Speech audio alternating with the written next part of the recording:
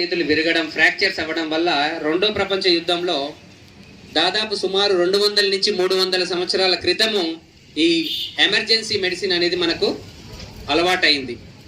అయితే అప్పుడు త్వరితగతిన ఈ గాయాలు మానాలి, తొందరగా మళ్ళీ తిరిగి యుద్ధంలో వీళ్ళందరూ చేరాలన్న ఉద్దేశంతో వాళ్ళందరికీ అయిన గాయాలకి హయ్యర్ యాంటీబయాటిక్స్, పెయిన్ కిల్లర్స్ ఇస్తూ వెంటనే రికవరీ కావడం గురించి ఎమర్జెన్సీ మెడిసిన్ అనేది మనకు ఇంట్రడ్యూస్ అయింది.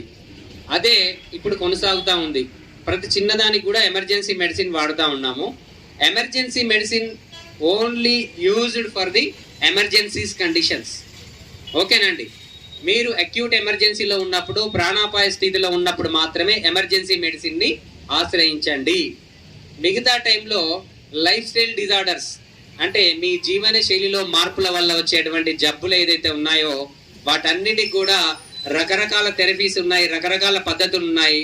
అవన్నీ ఆశ్రయిస్తే మీరు సైడ్ ఎఫెక్ట్ బారిన పడకుండా ఉంటారు.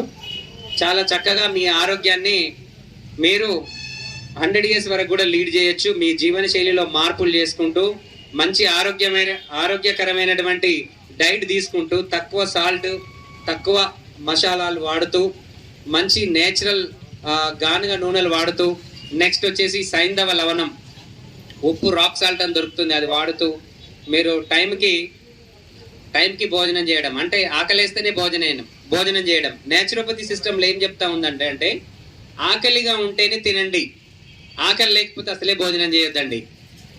ఆకలిగా ఉన్నప్పుడు తినడం, దాహం వేస్తే వాటర్ తాగడం, మోషన్ వచ్చినప్పుడు వెళ్ళడం, నిద్ర వచ్చినప్పుడు పడుకోవడం, యూరిన్ వచ్చినప్పుడు పాజ్ చేయడం, ఇవన్నీ కూడా మన శరీర ధర్మాలు. శరీరం ఏం చెప్తుందో అది వినాలి. Listen your body says that. మీ శరీరం ఏం చెప్తుందో ఫస్ట్ వినండి. Your body is your doctor. మీ శరీరమే గొప్ప డాక్టర్ అండి. మీ శరీరం జ్వరం వచ్చినా మీకు ఇండికేట్ చేస్తుంది, ఆకలి వచ్చినా చెప్తుంది, నిద్ర వచ్చినా చెప్తుంది. కానీ కొందరు ఏంటంటే పట్టించుకోరు, ఇగ్నోర్ చేస్తారు. అంతేనా అండి?